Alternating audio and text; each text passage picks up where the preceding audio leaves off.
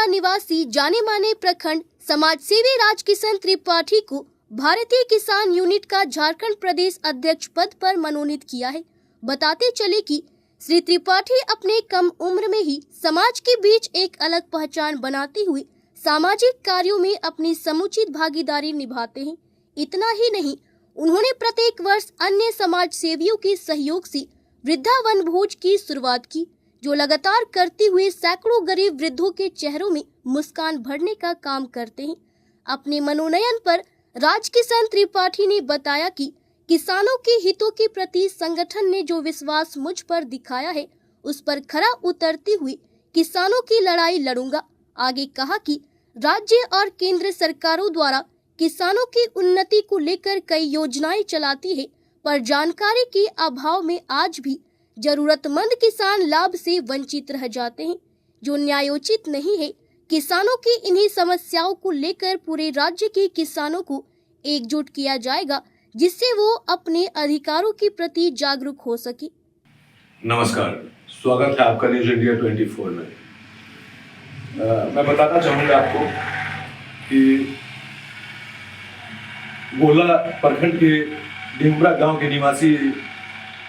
जाने माने समाज सेवी राजकिशन त्रिपाठी जी, जिन्होंने अपने कम उम्र में अल्पायु में ही जो है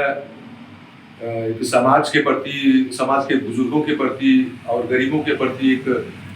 अच्छी सोच लेके चलते हैं और हमेशा इनकी भागीदारी जो है सामाजिक कार्यों में बढ़ चढ़कर हुआ करता है। और एक परम हर्ष की बात है कि इन दिनों इन्हें भारतीय किसान मजदूर यूनियन सिंघानिया ग्रुप की ओर से झारखंड प्रदेश का प्रदेश अध्यक्ष इन्हें बनाया गया है। और इनके प्रदेश अध्यक्ष बनने से क्षेत्र में हम बताना चाहूँगा कि कृषि प्रधान क्षेत्र है हमारा और क्षेत्र के किसानों में काफ़ी हर्ष का माहौल है। आइए हम जानना चाहते हैं राजकिशन त्रिपाठी जी से कि जो जिम्मेदारी इन्हें संगठन ने दिया है उस पर कैसे खरा उतरेंगे और झारखंड के जो किसान वर्ग, जो वंचित, जो गरीब हैं, उनके प्रति उनकी लड़ाई को आगे जो है वो कैसे लेके जाएंगे, बताएं। सबसे पहले आप सभी मीडिया बंधुओं को बहुत बहुत धन्यवाद। और मैं तमाम झारखंड को सूचना देना चाहता हूँ, जानकारी देना चाहता हूँ कि मुझे झारखंड प्रदेश का भारतीय किसान मजदूर यूनियन सिंघानिया ग्रुप, जिनका प्रधान राकेश कुमार जी है, उसका पूरे प्रदेश का प्रदेश अध्यक्ष बनाया गया है। और मैं किसानों के लिए लड़ना चाहता हूँ और किसानों का हक अधिकार दिलाना चाहता हूँ, ताकि किसान को जो जानकारी के अभाव से लाभ नहीं मिल पाता है वो लाभ उस तक पहुँचे और हमारे किसान भाई बहन, चाचा चाची सभी खुशहाल ज़िंदगी बिताए और उनको मान सम्मान मिले। और आप लोगों को बताना चाहता हूँ कि मेरा बचपन से ही एक शौक़ था और ये दिल से बहुत इच्छा था और मैं देखता था कि हमारे क्षेत्र नहीं, पूरे झारखंड का बात मैं बोलता हूँ, जहाँ पे हमारे बुजुर्ग जो दादा दादी लोग रहते हैं, उन लोग को मैंने देखा बचपन से ही कि कहीं पे भी कुछ फंक्शन होता है या कुछ भी कार्यक्रम होता है, वहाँ पे बुजुर्गों को जो उनका अधिकार है, सबसे पहले तो बुजुर्ग होता है ना, सबसे पहले बुजुर्ग होता है। बुजुर्गों को ही हम लोग,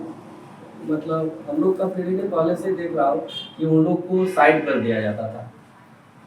और जब भी मतलब देखता था, जैसे नया साल आता था, उस समय देखता था कि घर के सभी बच्चे, परिवार, सब कोई अपना पिकनिक मनाने जाते थे, घूमने जाते थे, लेकिन घर के जो बुजुर्ग रहते थे, दादा दादी, उन लोगों को छोड़ देते थे कि आप लोग घर देखिए। तो बुजुर्ग क्या सिर्फ घर का रखवाली करने के लिए होता है?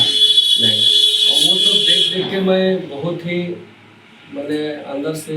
मुझे बहुत ही खराब महसूस होता था। और मैं जब बड़ा हुआ तो 2019 में मैंने एक वृद्ध सेवा समिति का गठन किया और तमाम समाज सेवियों के माध्यम से, सहायता से, जैसे हमारे सामने अभी बैठे हुए हमारे अभिभावक पूजनीय डॉक्टर नरसिंह महतो जी, जिन्हें मैं बचपन से देखता आया हूँ, बहुत ही संघर्षशील व्यक्ति है और इन्हीं के मार्गदर्शन से मैं ये सब कार्यक्रम करता हूँ। और भी क्षेत्र में समाज सेवी गण हैं, श्री लक्ष्मण महतो जी, श्री अरविंद महतो जी, और भी कोई राजनेता लोग भी हैं जो राजनीति से जुड़े हुए हैं, वो लोग भी मुझे सहायता करते हैं। और मैं प्रत्येक वर्ष 2019 से बुजुर्गों को वनभोज करवाने के लिए नए वर्ष में लेकर जाता हूं और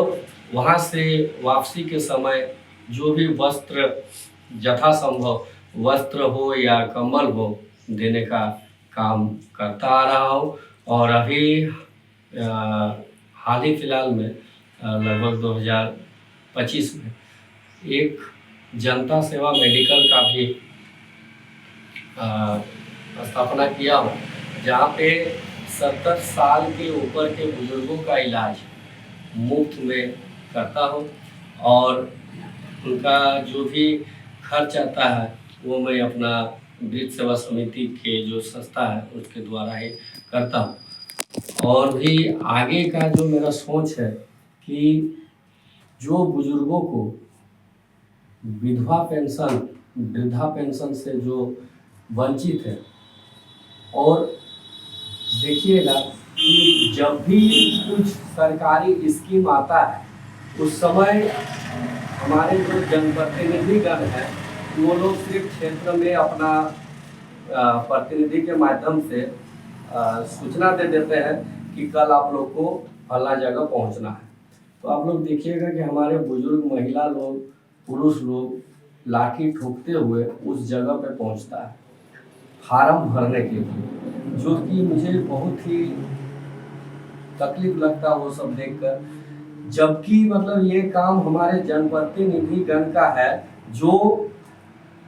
प्रत्येक घर में जाके, क्योंकि पंचायत में भी जनप्रतिनिधि चुना गया है, जिले में भी जनप्रतिनिधि चुना गया है, ब्लॉक में भी चुना गया है, तो जिन्हें पंचायत में चुना गया है, जिन्हें वार्ड में चुना गया है, वो लोग बुजुर्ग दादा दादियों के घर जाएं, प्रत्येक घर में जाकर वो जानकारी लीजिए कि किन्हें क्या लाभ नहीं मिलता है। अभी देख लीजिए अबुआ आवास का आया हुआ था, अबुआ आवास अभी तो खैर बंद चल रहा है, जिस समय वो आया था तो अबुआ आवास का जब हम लोगों ने जानकारी लिया तो ऐसे ऐसे घरों में अबुआ आवास मिला जो जहाँ पे उनको जरूरत ही नहीं था। प्रधानमंत्री आवास एक एक घर में 2-3 सदस्य का नाम चढ़ाकर बनाया गया। तो इस टाइप का मतलब जो मनोभावना है जनप्रतिनिधियों का, उन्हें मैं अवगत करवाना चाहता हूँ कि थोड़ा मन को साफ रखिए। आपको प्रतिनिधि इसलिए चुना गया है कि ताकि आप जनता का भलाई करें और अपना भी भलाई करें, परंतु जो सरकारी लाभ जो आती है, चाहे राज्य सरकार से जो आप लोगों को जो फंड मिलता है, जो सरकारी लाभ जो आपके फंड में आता है, उसमें से यदि आप 50% भी खर्च यदि कर देते हैं तो मुझे लग रहा है कि पूरा पंचायत, पूरा ब्लॉक, पूरा जिले का विकास हो जाएगा। वो फंड लाने के लिए हमारे जनप्रतिनिधि से मैं अनुरोध करना चाहता हूं कि कोई भी फंड, चाहे जिले स्तर का हो चाहे प्रखंड स्तर का हो, कोई वापस ना जाए, उसे आप लोग जल्द से जल्द लाने का कष्ट करें और घूम के एरिया घूम कर देखिए कि कहाँ पे ये फंड लगाना चाहिए। और मैं आप लोगों से यही अनुरोध करूंगा कि दादा दादियों को कष्ट ना दें, घर घर जाकर समीक्षा करके जिसको जो लाभ हो, आप लोगों के द्वारा जो बन पा रहा है वो वाला लाभ उन लोग को दीजिए। जैसा कि आपने सुना इन्होंने बताया कि बुजुर्ग हमारे समाज के आधार स्तंभ होते हैं, इसलिए उनके प्रति हम सबको सम्मान का नजरिया रखना चाहिए। और अभी आपने ये भी राजकिशन त्रिपाठी जी से सुना कि बुजुर्गों के प्रति, गरीबों वंचितों के प्रति और किसानों के प्रति इनकी